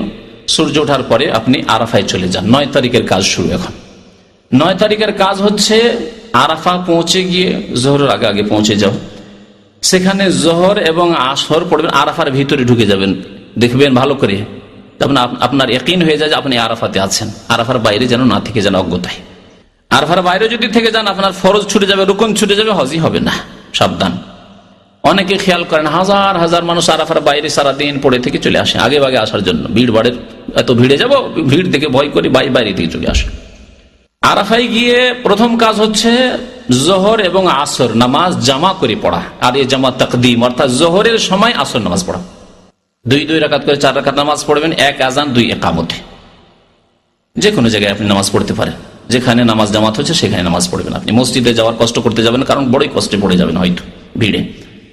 যখন জোহর আসর নামাজ পড়া হয়ে গেল, তখন সেই সময় থেকে শুরু করে মাগরিব পর্যন্ত এই সময় হচ্ছে অত্যন্ত মূল্যবান সময়, অত্যন্ত ফজিলতের সময়, অত্যন্ত আল্লাহ পাক রব্বুল আলামিনের নিকটবর্তী হওয়ার সময় বান্দার। এই সময় আপনি দুয়া, জিকির, আজকার, তওবা, ইস্তিগফার, বিভিন্ন রকমের ইবাদত বন্দেগীতে আপনি মশগুল থাকেন। যা খাওয়া দাওয়া করতে হয় করে নেন, আর যাতে করে বারবার ব্যস্ত না হন। সন্ধ্যা পর্যন্ত, সূর্য ডুবা পর্যন্ত আপনি দোয়া করতে থাকেন, জিকির আজকার করতে থাকেন। ইবাদত যদি আপনি বিভিন্ন রকমের করেন তাহলে মন বেশি লাগবে। কিছুক্ষণ কোরআন তেলাওয়াত করলেন, হয়তো কিছুক্ষণ দোয়া করলেন, কিছুক্ষণ আপনি জিকির আজকার গুলি পাঠ করলেন, কিছুক্ষণ দেখে আপনি অনেক দোয়া মুখস্থ নেই, হয়তো দেখে দেখে দোয়া পড়লেন আপনি, কিছুক্ষণ আপনি নিজের ভাষায় দোয়া করলেন, আপনি হাত উঠিয়ে দোয়া করলেন। এইভাবে আপনি সূর্য অস্ত হওয়া পর্যন্ত দোয়া, ইবাদত, বন্দেগী, জিকির আজকার মশগুল থাকেন। নবী করিম সাল্লাল্লাহু আলাইহি ওয়াসাল্লাম হাদিস সহিহ মুসলিমে রয়েছে যে আল্লাহ পাক রব্বুল আলামিন ওয়া ইন্নাহু লা ইয়াদনু, বান্দা অত্যন্ত নিকটবর্তী হয়ে যান এই আরাফার দিন, ফি আশিয়াত আরাফা, আরাফার বিকেল বেলা। সুম্মা ইউবাহি বিহিমুল মালায়েকা, এবং আল্লাহ পাক রব্বুল আলামিন মালায়েকা ফেরেশতাগণের সামনে ফখর করেন, আল্লাহ পাক গৌরব করেন যে মা আরাদা হাওলাই, আমার বান্দাদেরকে দেখো, এদের উদ্দেশ্য কি, এখানে কি কাজে এসেছে, তারা কি নিয়ত নিয়ে এসছে বলো তো দেখি ফেরেশতারা তোমরা।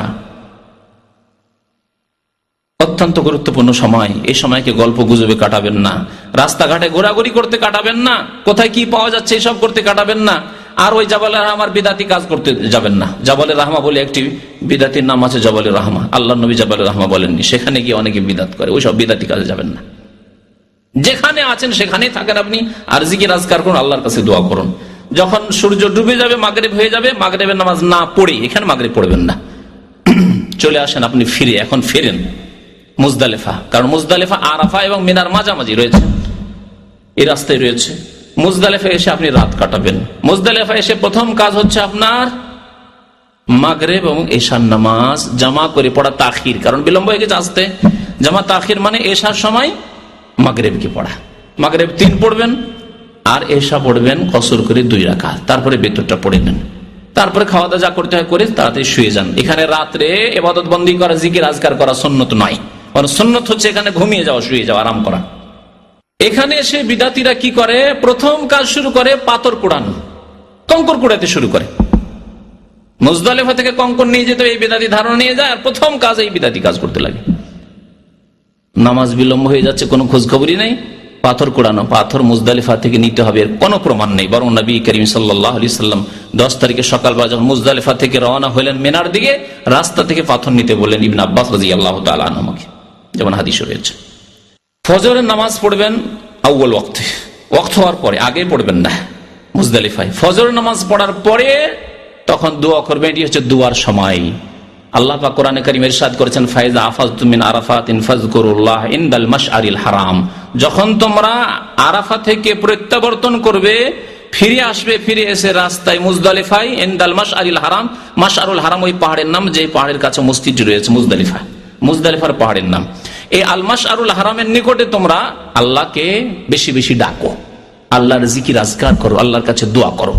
নবী করিম সাল্লাল্লাহু আলাইহি সাল্লাম এই হাদিস, এই আয়াতের উপর আমল করেছেন কিভাবে, ফজরের নামাজ পড়ার পরে কিবলামুখী হয়ে দীর্ঘক্ষণ দাঁড়িয়ে দাঁড়িয়ে দোয়া করেছেন, হাত্তা আসফারা জিদ্দান, এমনকি খুব ফর্সা হয়ে গেল। আউয়াল ওয়াক্ত অন্ধকারে নামাজ পড়েছেন ফজরের নামাজ, আর তারপরে দোয়া করতে থেকেছেন।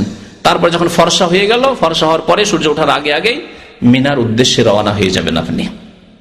মিনায় আসলেন কয় তারিখ হলো, 10 তারিখ হলো। 10 তারিখের দিনে আপনার কাজ হচ্ছে 5টি। প্রথম কাজ হচ্ছে মিনায় এসে জামরায় পাথর মারা। জামরা 3টি রয়েছে, যেগুলোকে আমাদের দেশের মানুষরা শয়তান বলে। শয়তান নাই, বড় শয়তান, মেজর শয়তান আর ছোট শয়তান, না ওইসব শয়তান টয়তান নাই ওখানে। কিন্তু আপনি এই ইবাদত যদি সুন্নত মোতাবেক করেন তাহলে শয়তান পদদলিত হয়, শয়তান লাঞ্ছিত হয়, আজি শয়তানকে আঘাত হয়। কিন্তু আপনি শয়তানকে মারছেন এই কল্পনা নিয়ে যাবেন, বিদাতি কল্পনা, বিদাতি ধারণা। আপনি আল্লাহর জিকির করার জন্য আল্লাহকে স্মরণ করলে কামাতে জিকির, নবী করিম সাল্লাল্লাহু আলাইহি ওয়াসাল্লাম বলেছেন রমিউল জেমার, কঙ্কর মারা আর মিনা অবস্থান করা, অন্যান্য কাজ যে কাজগুলি রয়েছে এগুলি আল্লাহর জিকিরকে প্রতিষ্ঠা করার জন্য। এখানে এসে প্রথম কাজ হচ্ছে বড় যে জামরা, যে জামরার নাম হচ্ছে জামরায় কুবরা, বড় জামরা, অথবা জামরায় আকাবা। জামরায় আকাবা রয়েছে শেষে, মিনার শেষ দিকে, প্রথম উলা, তারপরে মধ্যটি উস্তা, তারপরে জামরায় আকাবা। ওই বড় জামরাকে আপনি 7টি পাথর মারবেন। এই পাথর মারার আগে পর্যন্ত তালবিয়া পড়তে থাকবেন। হজের যে তালবিয়া পড়েছেন আপনি, ওই যে নিয়ত করেছেন লব্বাইক হাজ্জান লব্বাইক আল্লাহুম্মা লব্বাইক লব্বাইক লা শারীকা লাক লব্বাইক ইন্নাল হামদা ওয়ান নি'মাতা লাকা ওয়াল মুলক লা শারীকা লাক, এই যে তালবিয়া পড়তে আছেন খুব বেশি বেশি পড়বেন, এই হচ্ছে সুন্নাত। এখানে এসে বন্ধ করে, যখন প্রথম মারতে শুরু করলেন তখন তালবিয়া বন্ধ করে দিবেন। কি বলে মারবেন? বিসমিল্লাহ আল্লাহু আকবার প্রথম বললেন, তারপরে আল্লাহু আকবার। ইউকাব্বিরু মা কুল্লি হাসা, প্রত্যেক কঙ্কর নিক্ষেপের সময় নবী করিম সাল্লাল্লাহু আলাইহি সাল্লাম তাকবীর বলতেন, আল্লাহু আকবার আল্লাহু আকবার আল্লাহু আকবার, এইভাবে নিক্ষেপ করবেন। আর কঙ্কর ছোট হইতে হবে, আকবার মিনাল হিম্মাসি কালিলান, যে বুটের ছোলার দানা রয়েছে তার চাইতে সামান্য বড়, সামান্য বড় ছোট ছোট কঙ্কর নেবেন। এমন কঙ্কর নবী সাল্লাল্লাহু আলাইহি ওয়াসাল্লাম বলেছেন যাতে কারো চোখে লাগলে চোখ অন্ধ না হয়ে যায়, কানা না হয়ে যায়, কারো মাথায় লাগলে মাথা না ফেটে যায়, কারো দাঁতে লাগলে দাঁত না ভেঙে যায়। বড় পাথর নিলে হবে না, ভাঙবে না। অনেক মূর্খরা মনে করে শয়তানকে মারবো, এই ছোট কঙ্কর কি বা হবে, বড় নি। আবার অনেক জাহেল মূর্খরা মনে করে স্যান্ডেল জুতা মারি। আর দেশের মতো বাঁশ টাঁশ থাকলে তো মনে হয় লাঠি দিয়ে মারতো, এদেশে তার বাঁশ পাই না। এই একটি কাজ হলো কঙ্কর মারা বড় জামরাকে। 2 নম্বর কাজ হচ্ছে, 2 নম্বর কাজ কি? তরতিবের সাথে বলছি, আগে পরে হয়ে গেলে কোনো অসুবিধা নেই, কিন্তু তরতিবের সাথে পর্যায়ক্রমে যেভাবে নবী সাল্লাল্লাহু আলাইহি ওয়াসাল্লাম করতে বলেছে ওইভাবে করা হচ্ছে উত্তম, মুস্তাহাব। সাহাবায়ে কেরাম প্রথম বছর যেহেতু হজ ছিল, অনেকেই ভুল করেছেন, আগে পরে করেছিলেন। আর প্রত্যেকে এসে জিজ্ঞাসা করতেন, ইয়া রাসূলুল্লাহ আমি তো এরকম আগে পরে করে দিচ্ছি, আরেকজন বলছে আমি তো এরকম করে দিচ্ছি, আমি তো এরকম করে দিচ্ছি। প্রত্যেকে নবী সাল্লাল্লাহু আলাইহি ওয়াসাল্লাম একটি জবাব দিতেন, ইফ আল ওয়ালা হারাজ, করো, কোনো অসুবিধা নেই, যা হয়েছে হয়েছে, কোনো অসুবিধা নেই। তাহলে বোঝা গেল তরতিবের বিপরীত যদি হয়ে যায় তো অসুবিধা নেই, কিন্তু উত্তম হচ্ছে এই তরতিবের সাথে যেভাবে আমি বলছি। যদি নিজে হাতে কোরবানি করতে চান তাহলে 2 নম্বরে হচ্ছে কোরবানি করা। আর যদি কোরবানির পয়সা জমা করে দেন কোনো বিশ্বস্ত ব্যক্তি বা আপনার এর কাছে, ব্যাংকে, যে ইসলামী ব্যাংক রয়েছে, তাহলে আপনার কাজ হয়ে গেছে। কোরবানি কখন হবে না হবে ওইসব চিন্তা করার নেই, কারণ আমাদের দেশের মানুষেরা এইসব চিন্তা করতে থাকে, জানি না কোরবানি কখন হইলে না হলে একটু দেরি করি যাতে কোরবানিটা হয়ে যাক। এমনি এমনি বসে আছে, কি জন্য বসে আছেন? একটু সতর্কতার জন্য, কোরবানিটা হোক তারপরে। কোরবানি হইবে আমাকে বলেছে 10টা। আচ্ছা, ওই কাউন্টারে যারা বসে থাকে ওরা খুব চালাক চতুর, ব্যাংকের কাউন্টারে। আপনি যেহেতু বারবার করে জিজ্ঞাসা করছেন, আচ্ছা বলেন আমার কোরবানি কখন হবে, 10 তারিখ হবে না 11 তারিখে, আর কয়টার সময় হইলে কয়টার সময় হবে, তখন আপনাকে আপনার মন বুঝাবার জন্য বলে হ্যাঁ সকাল 10টার সময় হবে। আপনার 7টার সময় তো কঙ্কর মারা হয়ে গেছে, বসে আছেন 3 ঘন্টা 4 ঘন্টা বসে আছেন, আমার কোরবানি হয়নি। আপনার জেহালত, অজ্ঞতা, আর সে আপনাকে বুঝাচ্ছে কারণ তার ব্যবসা চালাইতে হবে, কাউন্টারে বসে আছে তো কাস্টমার তো জোগাড় করতে হবে, দৌড়তেই হবে। জি, এই হলো অবস্থা। এর সাথে আপনার কোনো সম্পর্ক নেই, টাকা জমা দিয়ে দিয়েছেন, আপনি একজনকে দায়িত্ব দিয়ে ওকিল বানিয়ে দিয়েছেন, আপনার দায়িত্ব শেষ হয়ে গেছে। 3 নম্বর কাজ হচ্ছে মাথা মুন্ডন করা, এটি হচ্ছে উত্তম। আর না হলে মাথার পুরো মাথা থেকে চুল ছোট করা। এই কাজ যখন হয়ে গেল তখন আপনি কি করবেন? এহরাম খুলে দেবেন, গোসল করেন, পরিষ্কার পরিচ্ছন্ন হয়ে যান, আতর সুগন্ধি লাগান, সেলাই করা কাপড় পরে নেন, সবকিছু হালাল শুধুমাত্র স্ত্রী ছাড়া। এই জন্য এই হালাল হওয়াকে বলা হয় আত-তাহাল্লুল আউয়াল, প্রাথমিক পর্যায়ের হালাল হওয়া। প্রাথমিক পর্যায়ের হালাল হওয়া কেন? প্রাথমিক হালাল হয়েছেন, এসব আপনার হালাল, কিন্তু এখনো স্ত্রী হালাল হয়নি। স্ত্রীর সাথে যৌন কামনার সাথে গল্প করা, তাকে স্পর্শ করা, তার হাত ধরা, তার গায়ে হাত দেওয়া ইত্যাদি সব জায়েজ নাই, এখনো জায়েজ হয়নি আপনার। 3টি কাজ হলো, তাই না? এখন আপনি পরিষ্কার পরিচ্ছন্ন হয়ে গোসল করে সেলাই করা কাপড় পরে আপনার লেবাস পোশাক পরে সুগন্ধি লাগিয়ে কোথায় যাবেন? মক্কাতুল মুকাররমা চলে যান। সেই দিনে যান, উত্তম। নবী করিম সাল্লাল্লাহু আলাইহি ওয়াসাল্লাম সেই দিনে যোহর আগে আগে সেরে চলে এসেছে। চেষ্টা করেন আপনিও মক্কাতুল মুকাররমায় গিয়ে তাওয়াফ করবেন। এই তাওয়াফ হচ্ছে তাওয়াফুল হজ, হজের তাওয়াফ। এই তাওয়াফের কয়েকটি নাম রয়েছে, হাদিসে রয়েছে তাওয়াফুল ইফাদা। ইফাদা মানে ফিরে আসা, মেনা, আরাফা, মুজদালিফা থেকে ফিরে এসে এই তওয়াফ, এই জন্য এই তওয়াফের নাম হচ্ছে তওয়াফুল ইফাদা। সুম্মা আফিদু মিন হাইসু আফাদান নাস, যেখান থেকে মানুষরা ফিরে আসে সেখান থেকে তোমরা ফিরে আসো, অর্থাৎ আরাফা থেকে ফিরে আসো, আল্লাহ করে বলেছে। এখান থেকে এই নামকরণ হয়েছে এই তওয়াফের নাম তওয়াফুল ইফাদা। এই তওয়াফকে ফিকর কিতাবাইতে লিখেছে তওয়াফে জিয়ারা, তওয়াফুজ জিয়ারা। জিয়ারা আপনার আসল লক্ষ্য উদ্দেশ্য হচ্ছে এই বাইতুল্লাহর এই ফরজ হজের তওয়াফ করা, এজন্য এই তওয়াফের নাম হচ্ছে তওয়াফে জিয়ারা। এই তওয়াফের নাম হচ্ছে তওয়াফুর রুকুন, তওয়াফুল ফরজ। জি, এই তওয়াফের রামালও নেই আর ইজতিবাও নেই, কারণ আপনি সাধারণ লেবাস পোশাকে আছেন, আর রামালও নেই যে তওয়াফে কদমে বলেছি। 7 চক্কর দিলেন, তওয়াফ হয়ে গেল। আপনি যে কোনো জায়গায় মাকাম ইব্রাহিম পিছনে হলে ভালো, না হলে যে কোনো জায়গায় 2 রাকাত নামাজ পড়েন, তওয়াফ শেষ হয়ে গেল। হজে তামাত্তু যেহেতু করেছেন মনে রাখবেন, সুতরাং কি করতে হবে? এখন সাফা মারওয়ার সাই করতে হবে। সাফা মারওয়ার সাই যেভাবে উমরাতে করলেন সেভাবে আপনি সাফা মারওয়ার সাই করবেন, ওইভাবেই দোয়া করবেন। সাফা মারওয়া যখন সাই করা হয়ে গেল তখন আপনার হজের সমস্ত কাজ প্রায় শেষ হয়ে গেল। এখন আপনি কি হয়ে গেলেন? পূর্ণ মাত্রায় হালাল হয়ে গেলেন। তাহাল্লুলে সানি বলা হয়, পুরোপুরি আপনি হালাল হয়ে গেলেন। এখন আপনার জন্য স্ত্রী পর্যন্ত হালাল, যদিও সামান্য কিছু হজের কাজ বাকি আছে, কিন্তু হজের যেহেতু আসল কাজগুলি হয়ে গেছে সেই জন্য আপনার জন্য সব কিছুই হালাল, যা আল্লাহ হালাল করেছেন। তা যা হারাম করেছেন সবসময় হারাম। এই হজ শেষ হয়ে গেল। আপনি সন্ধ্যা হওয়ার আগে আগেই ফিরে চলে যান কোথায়? মেনায়, কারণ মেনাতে রাত্রি যাপন করতে হবে। এখন আপনার কাজ কি বাকি? 11 তারিখের রাত, 12 তারিখের রাত মেনায় যাপন করা হচ্ছে ওয়াজিব। যদি ছুটে যায়, আপনি বিলম্ব করে রাত 12টা 1টায় গেলেন, রাতের অধিকাংশ অংশ রাস্তায় কেটে গেল, মক্কাতে কেটে গেল, তাহলে ওয়াজিব ছুটে যাবে, আপনাকে দম দিতে হবে কোরবানির জন্য, খেসারত দিতে হবে। খবরদার এরকম কাজ করবেন না। আর বিদাতীদের ফতোয়া শুনবেন না, কারণ বাংলাদেশ থেকে সে এক শ্রেণীর লোকেরা ফতোয়া দেয় যে মিনায় 11-12 থাকা নাকি সুন্নত। না, সহিহ হুকুম হচ্ছে যে নবী করিম সাল্লাল্লাহু আলাইহি ওয়াসাল্লাম সাহাবায়ে কেরামকে কাউকে অনুমতি দেন না, শুধুমাত্র যারা জমজমের পানি পান করে তো বালতি দিয়ে উঠিয়ে উঠিয়ে তাদেরকে অনুমতি দিয়েছিলেন সুকিয়া জমজমের জন্য, আর অনুমতি দিয়েছিলেন উটের রাখালদেরকে, যে উটের রাখালকে উটের কাছেও থাকতে হবে সেই জন্য। আর বাকি কাউকে অনুমতি দেননি যে তারা মিনার বাইরে রাত কাটাবে। রাত্রিকে মিনায় কাটান 11 তারিখে। 11 তারিখের দিন যখন হয়ে গেল তখন মাত্র 2টি কাজ। একটি কাজ হচ্ছে 3টি জামরাতকে 3 সাথে 21টি করে পাথর মারা। প্রথম উলা মারবেন, তারপরে উস্তা মারবেন, 2টিতে মারবেন। পাথর মারা পরে দোয়া করবেন, ওখানে একটু এগিয়ে গিয়ে কিবলামুখী হয়ে দোয়া করবেন। প্রথম জামরাতেও দ্বিতীয় জামরাতেও আপনি পাথর মারার পরে দোয়া করবেন। 10 তারিখে কিন্তু দোয়া করা ছিল না। আর জামরা আকাবাতে আজকেও দোয়া নেই। এই একটি কাজ হয়ে গেল, 3টি জামরা 3 সাথে 21টি পাথর মারা। আর রাত্রি আবার 12 তারিখের রাত্রে আসে, সেই রাত্রি আবার মেনায় যাপন করে। এখন মাত্র এই 2টি কাজ। আবার 12 তারিখের দিন যখন হলো, এই যে পাথর মারবেন সেই পাথর মারা সম্পর্কে আরো ভালো করে শুনে রাখুন যে এই পাথর মারার ওয়াক্ত শুরু হবে মাথার ওপর থেকে সূর্য গড়ে যাওয়ার পরে, তার আগে নয়। তার আগে পাথর মারা জায়েজ নয়। তার আগে পাথর মারা ওই রকমই ঠিক নয় আপনার জন্য যথেষ্ট হবে না, যেমন আপনি নামাজের সময় হওয়ার আগেই যদি নামাজ পড়েন হবে না। জোহরের নামাজ সকাল 10:30টায় 10টার সময় পড়ে নেন, হবে নামাজ? হবে না। মাগরিবের নামাজ বিকাল 5টার সময়, 5টা কেন, আজকাল তো ডুবিয়ে যাচ্ছে 5টা, এখানে আপনি 4টার সময় যদি মাগরিবের নামাজ পড়েন হবে? এখন যদি ফজর নামাজ পড়ে ঘুমিয়ে যান যে ফজর নামাজে তো খুব ফজিলত শুনেছি, আর আমি ফজরে জাগতেও পারি না, তো যাক ফজরটা পড়েই শুয়ে যায়, হবে? হবে না। ওই রকমই কেউ যদি সকালবেলা 11 তারিখে 12 তারিখে পাথর মারে, তার পাথর মারা হবে না। শুনে রাখুন, হাজার হাজার জাহেল মূর্খরা সকাল থেকে পাথর মারছে 11 তারিখ 12 তারিখে। আপনি জাওয়ালের পরে যাবেন, বিকেল বেলা যাবেন, সন্ধ্যার আগে আগে যাবেন। যদি ভিড় থাকে আপনার কাছে, মহিলা থাকে, রাত্রে যান, অসুবিধা নেই, রাত্রে সারা রাত মারেন, কোনো অসুবিধা নেই, ফজর আগে আগে পর্যন্ত মারেন। 11 তারিখ আর 12 তারিখে পাথর মারবেন। তারপরে যদি আপনাকে চলে আসতে হয় তাহলে 12 তারিখে পাথর মেরে মাগরিব হওয়ার আগে আগে মেনা থেকে আপনি বেরিয়ে পড়েন। মেনায় আর ফিরে যাবেন, মিনার মাঠ থেকে বেরিয়ে পড়েন। জামরা আকবায় পাথর মারার পরে একটু এগিয়ে আসলে মিনার মাঠ শেষ হয়ে যাচ্ছে, বেরিয়ে পড়েন আপনি সূর্য ডোবার আগে, যদি তাড়াতাড়ি আসতে চান।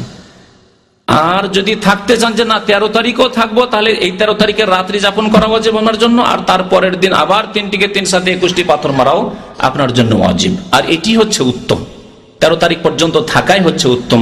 আল্লাহ পাক কোরআনে কারিমে সূরা বাকারায় ইরশাদ করেছেন, ফামান তাআজ্জালা ফি ইয়াওমাইনি ফালা ইসমা আলাইহি। কেউ যদি 2 দিন, ফি ইয়াওমাইনি 2 দিনে তাড়াতাড়ি করে যে আমি তাড়াতাড়ি 12 তারিখে করে হজ করে চলে যাব, ফালা ইসমা আলাইহি, তারও কোনো গুনাহ নেই। ওমান তাআখারা, আর কেউ যদি বিলম্ব করে, ফালা ইসমা আলাইহি, তারও কোনো গুনাহ নেই। লিমানি তাকা, তবে এই হুকুম কার জন্য? মুত্তাকি, আল্লাহ ভীরুর জন্য। আর নবী করিম সাল্লাল্লাহু আলাইহি সাল্লাম উত্তম হজ করেছেন। তিনি 13 তারিখ পর্যন্ত থেকেছেন, 13 তারিখের রাত্রেও যাপন করেছেন এবং 13 তারিখের দিনে 3 7 21টি পাথর মেরেছেন। এইভাবে টোটাল মোট কতটি পাথর মারা হবে? 12 তারিখ পর্যন্ত হলে 49, কিন্তু 13 তারিখ পর্যন্ত যদি পাথর মারেন 70টি পাথর। আর প্রত্যেক দিনের কঙ্কর মেনা থেকে নেবেন। ওই মুজদালিফা থেকে আপনি উঠিয়ে নিয়ে এসছেন 1 বোঝা কঙ্কর, এরকম কাজ করবেন না। 4 দিনের সমান কঙ্কর আগে থেকে নিয়ে এসছি, বিদাতি কাজ করবেন না, খবরদার। যেদিন যতটা পাথর মারতে হবে সেই দিন ততটা নেবেন আর নিয়ে আসবেন, পাথর মারবেন। এইভাবে আপনার হজ পুরা হয়ে গেল। এখন যেদিন আপনি মক্কা থেকে বিদায় হয়ে চলে আসছেন তখন আর একটি কাজ বাকি আছে, তা হচ্ছে তাওয়াফুল ওয়াদা বা তাওয়াফুল ওয়াদা, বিদায় কি তাওয়াফ, বিদায় তাওয়াফ। এই বিদায় তাওয়াফের হুকুম হচ্ছে ওয়াজিব। কেউ যদি ছেড়ে দিয়ে চলে আসে তাকে দম দিতে হবে, কুরবানি দিতে হবে। নবী করিম সাল্লাল্লাহু আলাইহি ওয়াসাল্লাম বলেছেন, লা ইয়ানফিরান্না আহাদুকুম হাত্তা ইয়াকুন আখির আহাদিহিম বিল বাইত। তোমাদের কেউ যাতে করে হজ করে ফিরে না আসে যতক্ষণ পর্যন্ত শেষ সাক্ষাৎ বাইতুল্লাহর সাথে না করবে, অর্থাৎ শেষ তাওয়াফ বাইতুল্লাহ না করবে। তবে কারো যদি মহিলাদের ক্ষেত্রে মাসিক ঋতু চলে আসে অথবা বাচ্চা ভূমিষ্ঠ হয়ে যায় আর শুধু এই বিদায় তাওয়াফ বাকি আছে, তাহলে আর থাকার কোনো প্রয়োজন নেই। তাদের ক্ষেত্রে নবী করিম সাল্লাল্লাহু আলাইহি ওয়াসাল্লাম ছাড় দিয়েছেন, বলেছেন অসুবিধা নেই। সাফিয়া রাদিয়াল্লাহু তাআলা আনহা, নবী সাল্লাল্লাহু আলাইহি ওয়াসাল্লামের জাওজায়ে মুহতারামা, তার এইরকমই মাসিক ঋতু চলে এসেছিল। নবী করিম সাল্লাল্লাহু আলাইহি ওয়াসাল্লাম শুনতে পেলেন, বললেন, আহা বেসাতুনা হিয়া, সে কি আমাদেরকে এরকম এখানে বেঁধে রেখে দিবে, থাকতে হবে, তার জন্য এতগুলি লোককে থাকতে হবে নাকি, আমাকেও থাকতে হবে নাকি? তখন মা আয়েশা রাদিয়াল্লাহু তাআলা আনহা অন্যান্য আজওয়াজে মুতাহহারাত বললেন যে, ইয়া রাসূলুল্লাহ ইন্নাহা তাফা তাওয়াফাল ইফাজা, তার তাওয়াফ ইফাজা রুকুন তাওয়াফ করা হয়ে গেছে।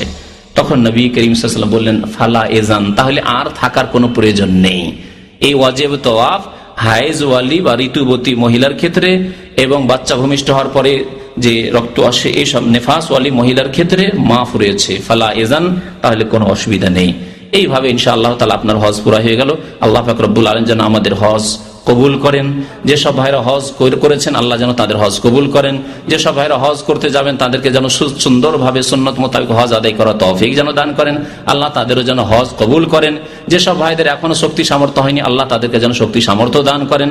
আল্লাহ আমাদের রুজিতে যেন বরকত দান করেন, আমাদের স্বাস্থ্য শরীরে যেন বরকত দান করেন, আমাদের সন্তান সন্ততি ছেলে মেয়েতে যেন বরকত দান করেন। আল্লাহ আমাদের দুনিয়াতেও বরকত দান করেন, আল্লাহ আখিরাতের কাজেও যেন বরকত দান করেন। রব্বানা আতিনা ফিদ দুনিয়া হাসানা ওয়া ফিল আখিরাতি হাসানা ওয়া কিনা আযাবান নার। ওয়া সাল্লাল্লাহু আলা নবিয়িনা মুহাম্মদ ওয়া আলা আলিহি ওয়া সাহবিহি আজমাইন।